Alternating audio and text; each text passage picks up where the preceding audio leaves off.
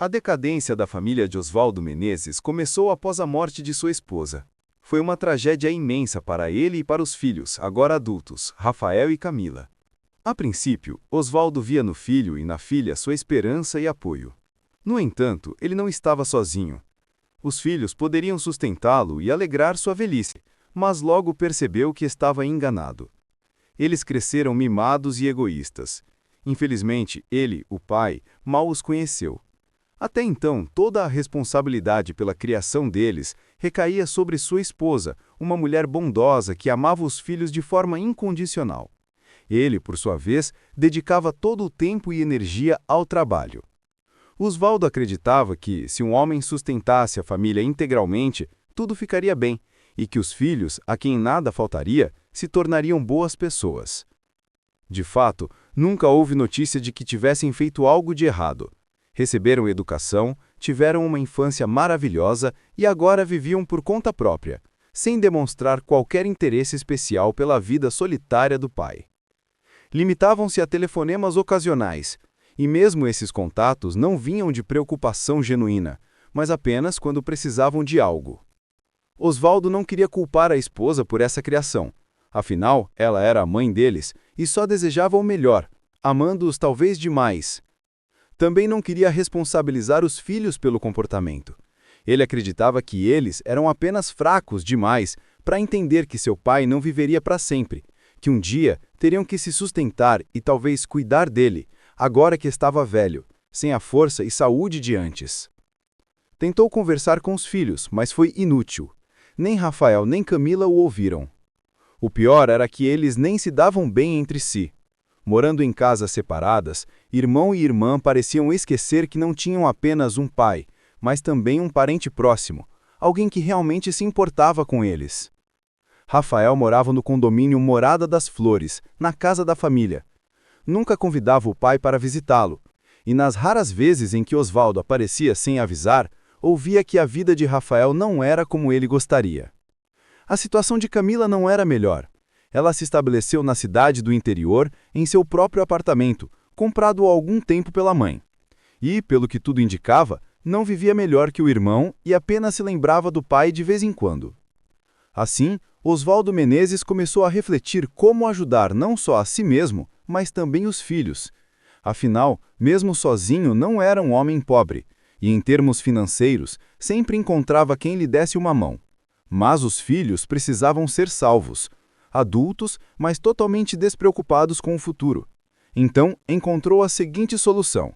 Decidiu contar que havia falido e que agora eles teriam que se sustentar e cuidar do pai idoso.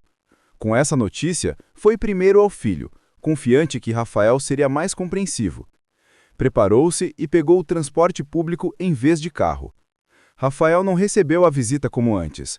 Oswaldo apareceu diante do filho confuso, abatido e parecendo mais velho do que realmente era. "Olá", disse ao filho. "Estou indo te ver. Espero que não me mande embora." "Do que você está falando?", respondeu Rafael, irritado. "Por que eu iria te expulsar? Entre." "É verdade que tenho convidados, mas não se preocupe, ficará pouco tempo." "Eu gostaria que fosse para sempre", disse Oswaldo com um suspiro. "Estou falido." "Pera, o que quer dizer com para sempre?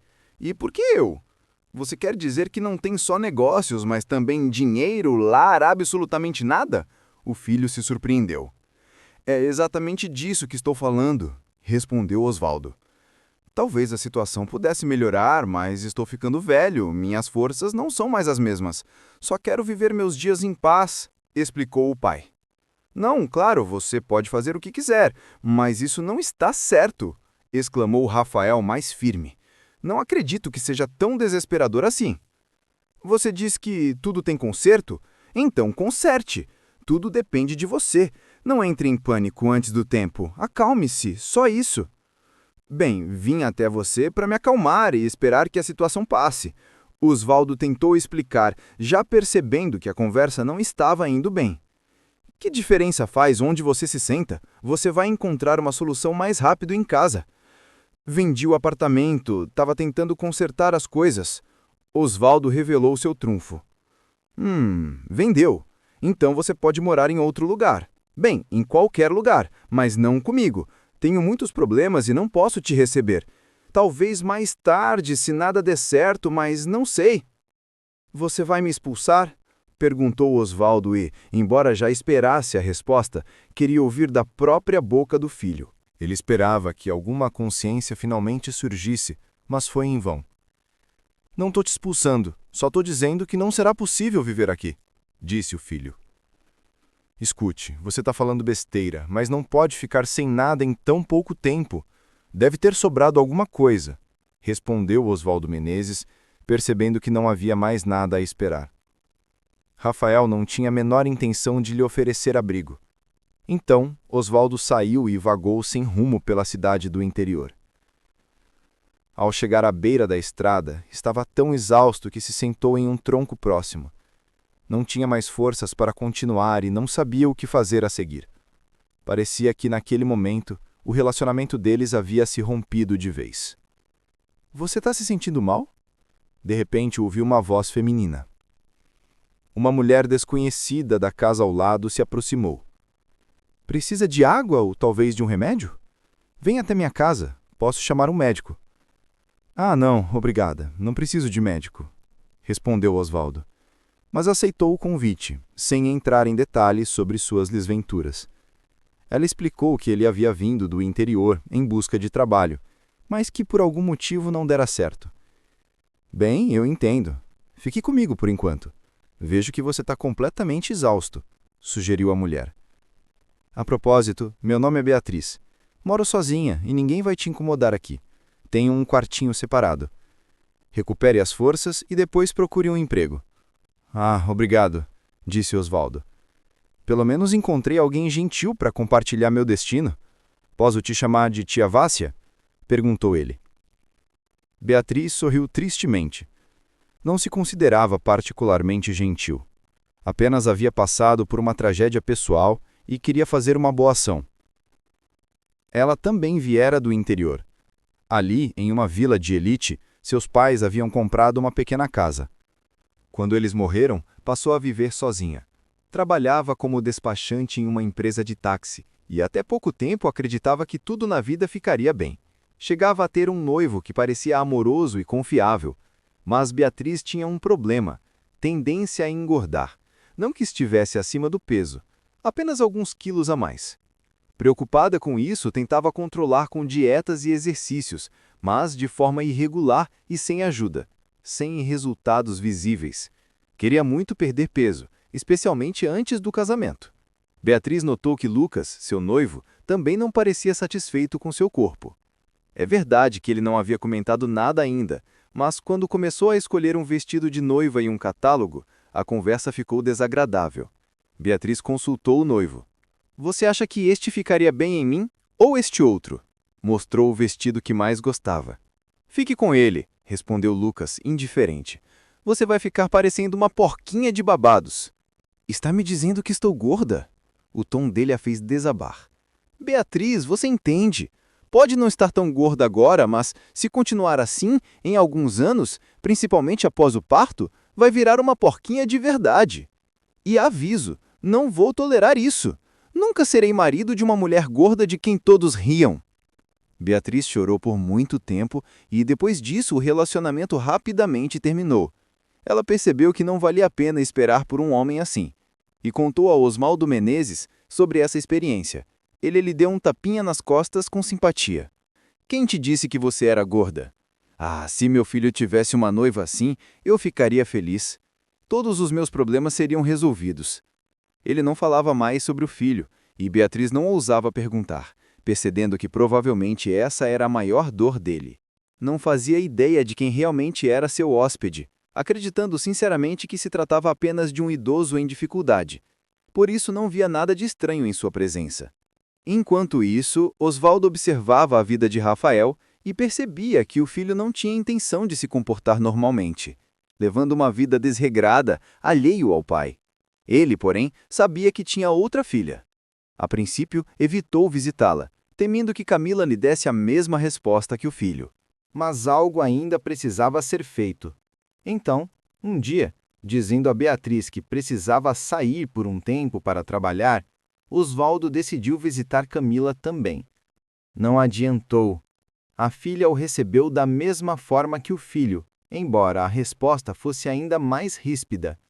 Pai, eu entendo tudo, claro, e sinto muito, mas não posso te deixar, disse ela.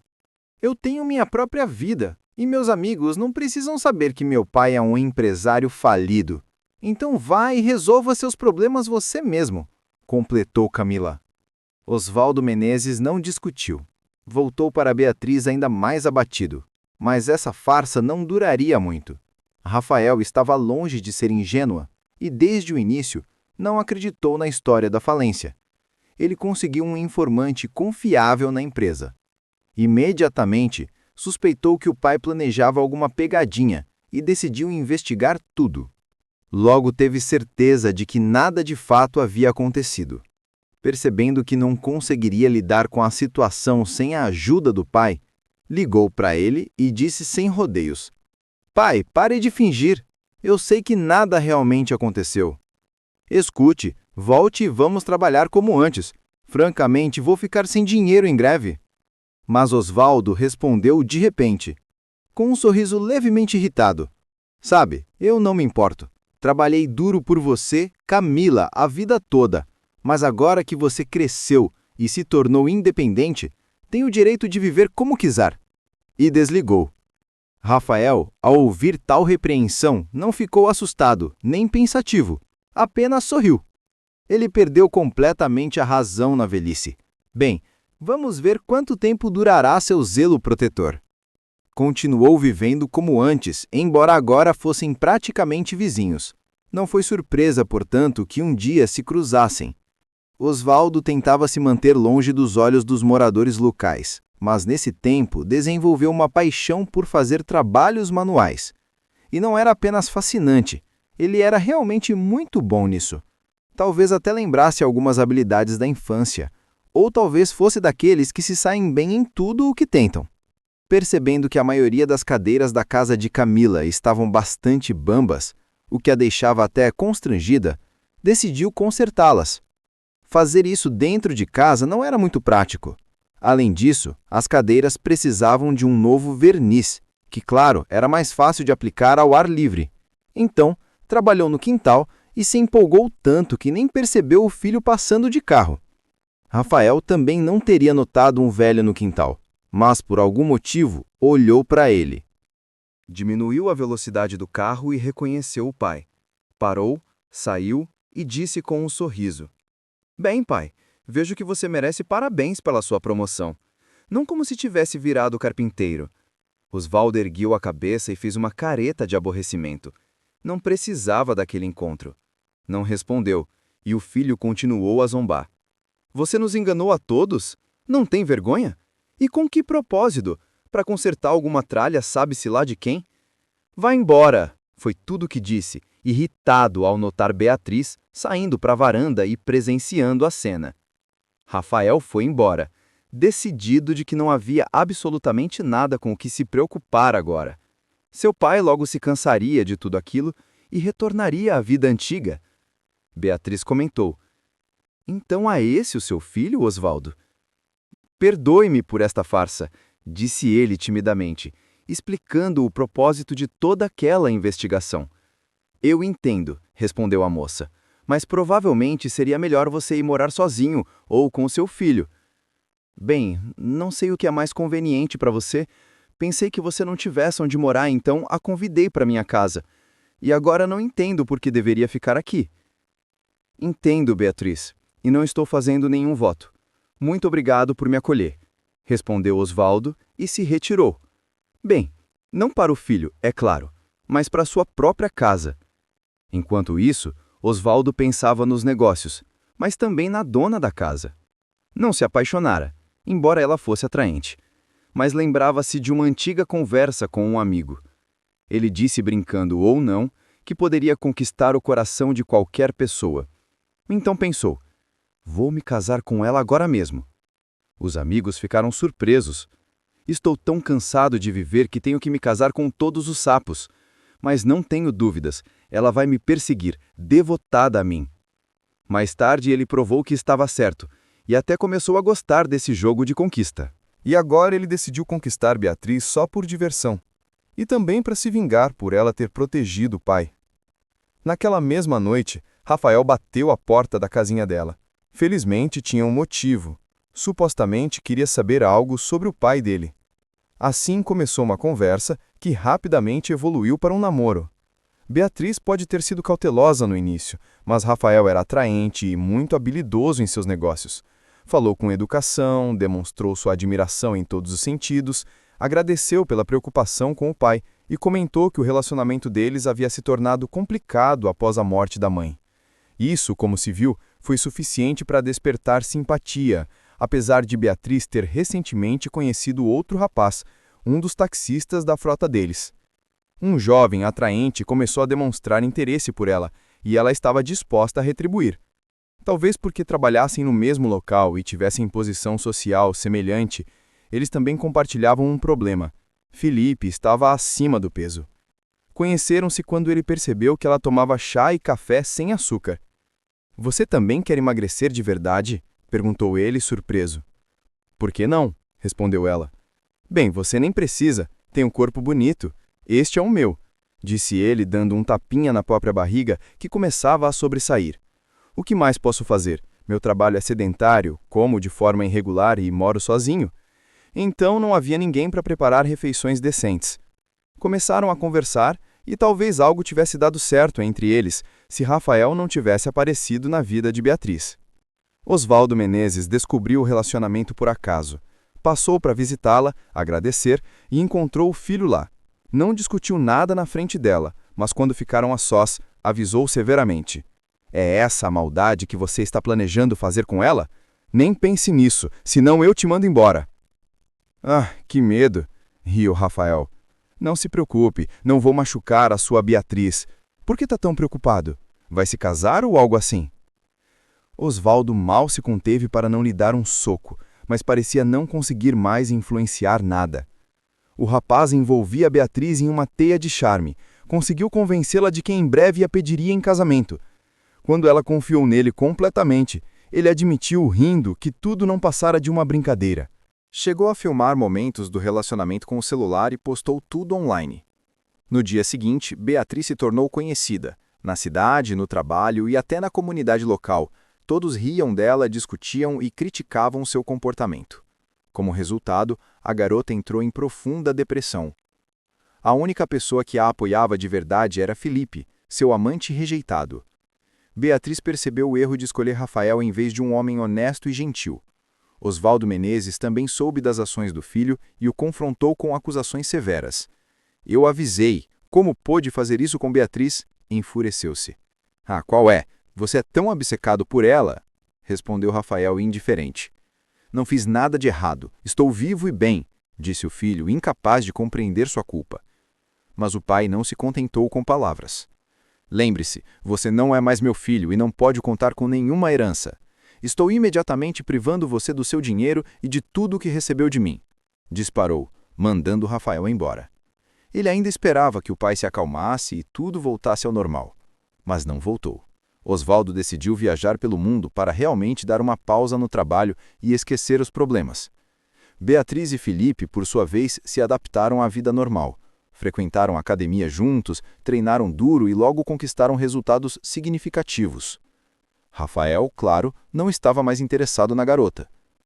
Nem pensava nela, pois estava com problemas, sem dinheiro, sem o apoio do pai e sentindo-se abandonado. Então, por acaso, viu uma verdadeira beldade, com corpo perfeito, perto da casa da jovem que havia abandonado. Era Beatriz transformada, a mulher dos sonhos. Mas não era apenas a aparência que mudara, e sim toda a sua vida. Ela estava casada e esperando um filho.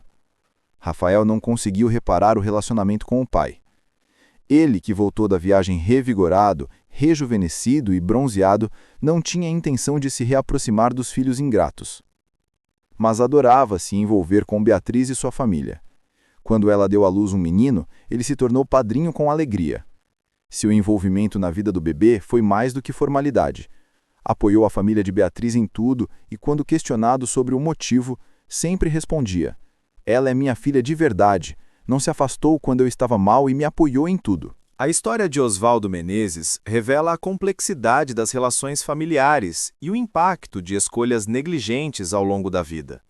A ausência emocional, mesmo quando suprida materialmente, pode gerar distanciamento irreparável entre pais e filhos.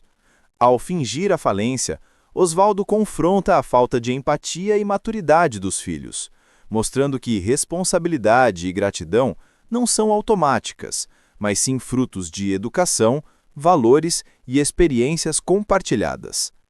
Paralelamente, o encontro com Beatriz demonstra que laços de verdadeira amizade e apoio surgem em momentos inesperados e podem transformar a vida. A narrativa nos lembra que respeito, solidariedade e compreensão são mais valiosos que bens materiais, e que a vida sempre oferece oportunidades de recomeço para aqueles que buscam aprender com os erros, reconstruir vínculos e encontrar alegria genuína, mesmo depois de perdas e decepções profundas. Uma das principais lições desta história é que riqueza e conforto financeiro não substituem afeto, atenção e cuidado emocional. Criar filhos apenas com recursos materiais não garante que eles se tornarão adultos responsáveis ou compassivos. É fundamental cultivar a empatia, a gratidão e o senso de responsabilidade desde cedo. Além disso, o relato mostra que não devemos esperar que familiares ingratos mudem por si mesmos. Às vezes, a vida nos ensina lições duras e revela quem realmente se importa.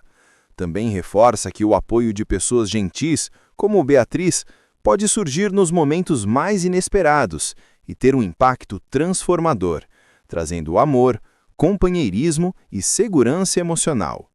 Por fim, a história evidencia que decisões conscientes, paciência e resiliência são essenciais para superar decepções e reconstruir uma vida plena e equilibrada baseada em respeito e valores sólidos.